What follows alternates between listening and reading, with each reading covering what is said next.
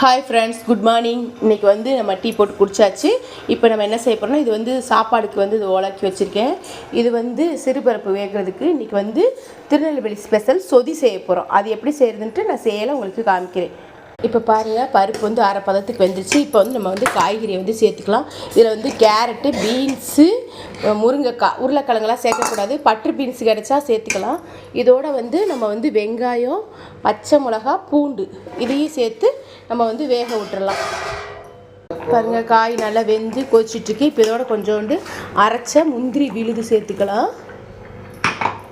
இப்போ பாருங்கள், காயெல்லாம் வெந்து பருப்பு எல்லாமே ரெடி ஆகிடுச்சு. இப்போ வந்து நம்ம தேங்காய் பால் ஊற்றிட்டு ஒரு 2 நிமிஷம் கொதிக்கலாம் விடக்கூடாது. ஆஃப் பண்ணிவிட்டு தாளித்து கொட்டிடலாம். சுதி ரெடி ஆகிடுச்சு.